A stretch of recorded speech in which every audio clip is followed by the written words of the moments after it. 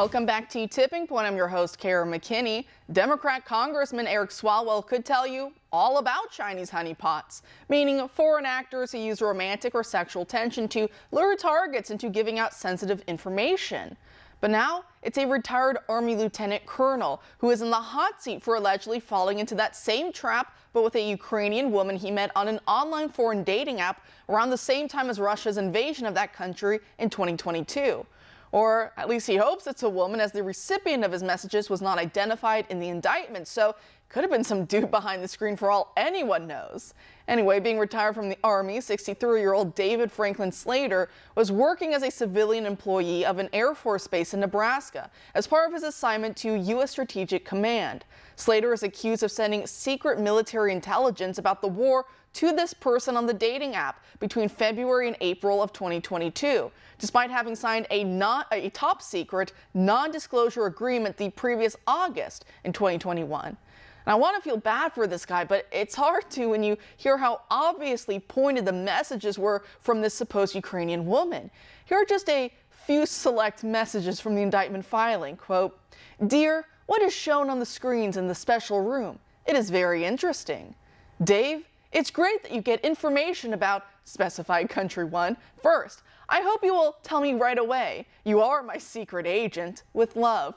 Dave, I hope tomorrow NATO will prepare a very unpleasant surprise for Putin. Will you tell me?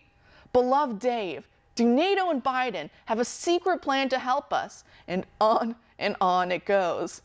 Perhaps that's why Slater is only accused of communicating with her for about 2 months, because these questions covered in syrupy fake sweetness are pretty obvious to anyone not lonely or love blind. Slater had his first court appearance yesterday and is facing up to 10 years in prison if convicted. Joining us now to discuss is military defense attorney Davis Younts. Davis, thanks for being here tonight. Hey, good evening. Great. So kind of concerning how a retired lieutenant colonel working in U.S. Strategic Command could be so easily honeypotted like that, right? Yeah, it's deeply concerning. Every single military member, any civilian employee of the Department of Defense that has access to that kind of material gets regular training, and we are told stories and given examples of this. So it is deeply concerning. Unfortunately, when we start to look at these stories, I also think we have to understand a bigger pattern, which is a bit of moral decay and also a double standard. You know, Eric Swalwell was never indicted, never went to prison for his involvement in providing a whole lot of information to the Chinese government. So there is a different standard that's being used here.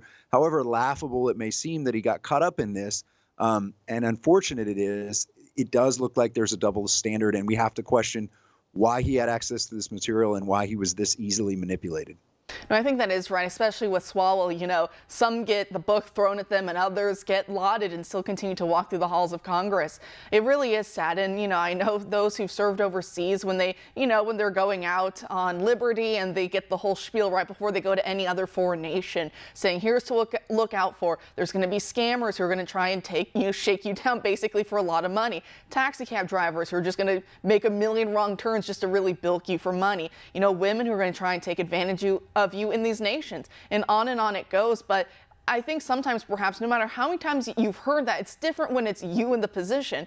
You know, he's on a dating app, it's alleged, and he's looking for love like anybody else would be. And, you know, sometimes the training, I think, falls right out of your head. You think, wow, this person's into me. But like I said, those, Dave, you're my secret agent, my love, tell me. This lady doesn't even know him, and she's saying, you're my love and my secret agent. Please tell me all the inner workings of your government. I don't know. It's a little too on the nose. Maybe we shouldn't have people who are that, like you said, easily duped in such sensitive positions where he is dealing with top secret information. But at the same time, you have him, you have the Pentagon Discord leaker. He's only 22 years old now, the guardsman. He's National Guardsman. He's now been sentenced up to 16 years in prison, is what we're hearing. But what do you make of him taking this plea agreement this week? You know, it is interesting. I understand why. He's dealing with very, very serious federal charges. He was looking at upwards of 6 decades in prison. So it does make sense that he would try to limit his exposure. There was no question he leaked sensitive classified materials. But again, I think we have to look at overall trends. Why would this young man, with all of this training, given this high level of clearance, leak this just for the just to look self-important to his gaming buddies? I mean, that's really the facts and circumstances of this case. So it raises two questions. One, again, a question of equal treatment. Why, if that's all he was doing, if he wasn't selling this, if he wasn't trying to leak it to a foreign nation, why were they pursuing all of the charges they were against him? Wasn't there another path? One, and then two, what was it that was motivating him to do this? Is not serving in the military enough? Is there that much moral decay? Does he not feel bought into the mission enough? Are we that morally compromised where he feels like the way to feel important to his gaming buddies is not talk about his military service in an unclassified way, but to have to leak secret information to try to show himself as important? I think that's concerning as well. It really is, and I think kind of going along with what you're saying, talking about this, cultural illness that we have, and so much of it is loneliness. I think loneliness does tie together on both of these stories. Lonely people looking for validation from the outside, whether that be from online gaming buddies or whether that be from romantic partners. And especially when it comes to foreign actors abroad, I mean, they've got eyes, they have access to American popular culture, they see what's going on, and they see it's a very easy way to really get into the hearts of a lot of Americans, even in, again, top secret positions. Now, I do want to bring to your attention, I think it's from the New York Post, actually. They say that Teixeira's family later issued a statement seemingly blaming his National Guard unit, and it's what they say lackadaisical work atmosphere, lack of adequate training and oversight, combined with a complete disregard for policy or procedure for his actions. Do you think that that's just the excuses of a hurting family, or do you think there may be something there?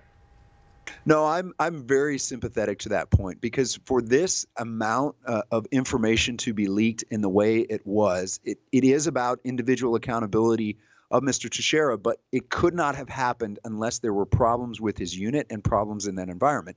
So when you're dealing with these classified materials, one of the best ways of accountability is just knowing you're working with people who will hold you accountable and handle it well. So he was a very young airman, and if there were lax enforcement of policies and procedures in this environment, if they were not treating this information seriously as if it mattered, as if it was a matter of life and death and national security, you could see how he would lose a sense of importance in it. He would take it for granted, and it could become lax. So I think that's a significant issue. And again, we talk about moral drift or other things, but what was the mission of this unit? Why wasn't that enough to motivate them? Why didn't they understand what we are doing is critical to national security? Because it is. They were dealing with very significant information, protecting our infrastructure and other things. Why isn't that enough? I volunteered to serve after 9/11. I was in law school, and maybe I was naive at the time, but I believed we were doing the right thing. So I volunteered to serve, knowing I'd deploy and knowing what the mission was. We were going to kill the people that attacked innocent Americans. And again, when I look at everything that's happening in our military, part of my concern when I see stories like this is, are we seeing a continued decline because of a lack of leadership and because military units don't have a sense of urgency and don't understand what our mission is? Do they even believe we're the good guys right now because of what the leadership has done? And I think that's so important to stress, and we need more young guys like you, right, in the military, because one thing that I've noticed, and something you and I have talked about for a while now, is that with this recruitment and retention crisis, seems like a lot of the good guys, the guys who go into in the same mindset that you went into the military with, that they're the ones that kind of get beaten up and they just go, you know what? Fine, I'm done. I'm not going to renew my contract. And then the ones who stay behind are the ones who find perhaps a cushier position, and then you get those who are maybe lackadaisical about their job, as we're seeing with these two stories, or you get those who, as we saw unfortunately with the airman who self-immolated himself before the Israeli embassy in Washington, D.C., you get those who actively hate this nation or are trying to undermine it from within, and both are not very good, right, for our military readiness, our national security, and all the rest. Now, I do want to bring up another headline that, is everyone's talking about it right now, but there was an official memo, right, that it wasn't supposed to be released. That's, I guess, the hang up here. End of Wokeness. It's a social media group on X, I believe. They got their hands on it and they were talking about it. And Biden administration rescinded it, but what it originally said was that the famous VJ picture, right, as you see right there, right, the iconic kiss, that this was non-consensual, they say, and so therefore we're not going to use it moving forward for any kind of promotional material, nothing, nada. Which is funny, because actually here in San Diego, there's a gigantic, beautiful statue of it right next to the USS Midway. So I don't know what they would do. They tear down that statue too, like they tear down all of our other statues. Now, it's funny, though, if you go on Snopes, they say Biden's VA never was trying to do this, and they never tried to destroy this iconic image. You're all crazy for even thinking that. But then within their own fact check, they say that it was a real official memo, but because it wasn't supposed to be released and wasn't actually fully released, therefore it's almost like it never happened. I mean, what do you make, A, of the decision to try and pull this famous image, but then B, on the other hand, to rewrite history before our eyes? One of the things I saw towards the end of my military career, and I continue to see, is efforts like this within the Department of Defense to just erase history and to be so, focused on woke policies and other things that anything that might potentially offend or trigger anyone has to be pulled down immediately. So this is the sort of mindless, garbage that's put out. This is what people are wasting their time with. And there are countless examples I could give of historic pictures and other things being taken down in military headquarters buildings and other things. There was a famous poster that was taken out of the Air Force Air Combat Command headquarters because it mentioned God, and it also referenced men and didn't reference men and women in uniform. So it made women sad that read it because it didn't reference men and women in uniform, just men in uniform as leaders. So there's just this sad effort that's been made over the last several years to erase these things, and it is problematic. And it was a memo. It was intended to be put out. It was intended to be put out by someone with the authority to do it. And the only reason it wasn't implemented in all VAs across the country is the fact that people got access to it, whistleblowers got access to it, they exposed it, they embarrassed the VA, and then they had to rescind the policy. So that's the kind of thing that's happening that the American people need to know. These are the people that are in charge in these government bureaucracies, and they are trying to erase critical parts of our history and just destroy so much good that is our history as a nation. And doesn't the VA have better things to be doing with their time? There are veterans right now who are waiting way too long to get treatment. We hear stories, I know it's rare, but it has happened, of those dying in the waiting room even trying to get treatment. And their bodies are just kind of looked over and no one even realizes what's happened until it's too late. We've heard stories that perhaps it seems that they're helping illegals with some of their medical paperwork and all the rest, while other veterans now are being shaken down. There was this one specific story I talked about perhaps a few months ago. It's an older gentleman, and he collects both, money from through the VA, but also I think it was Social Security or another type check through the federal government.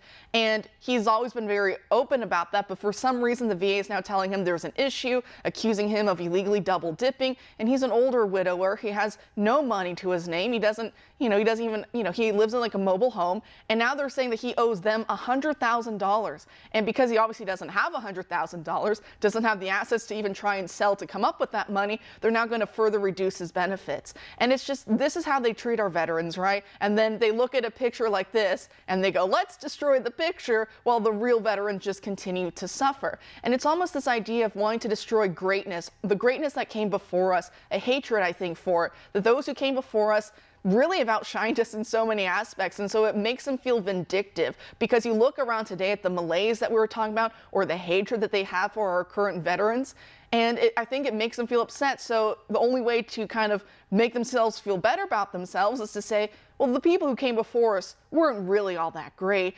See that sailor over there with the nurse? It was actually assault. He took her against her will. See, that's actually evil, right? And it somehow makes them feel better, right? Which it shouldn't, but that's the sad position we're in today, do you think? No, I think that's absolutely true. And we are emphasizing things like, do you have your pronouns in your signature block on your military email instead of other things? And within the VA, there's pressure to do that. They're putting out pronoun tyranny policies in a lot of federal bureaucracies. And you're absolutely right. There are veterans that die waiting for treatment, waiting for surgeries, waiting for critical care that they need. They can't access it. It becomes very, very difficult to access. The VA is infamous for delaying things as long as possible to save money because of the actuarial figures. And you have veterans who get notices from the VA. That one veteran is not the only one. There are others who have administrative errors that happen in their medical care from the military, and all of a sudden the VA is coming after them for $60,000, $70,000, $80,000. I know of two veterans who committed suicide when they got a letter like that from the VA that was an administrative error, but they had no idea what to do, and they felt a sense of hopelessness because that was an insurmountable amount of money. So there are significant problems, and this is Orwellian 1984 type things where our government and the DOJ and the VA is more worried about an historic, iconic picture, a beautiful picture depicting a glorious moment in American history might offend someone, we're going to be more worried about that than caring for our veterans. That's deeply troubling. It really is. Davis, thanks for joining us tonight with your analysis. Thank you. God bless.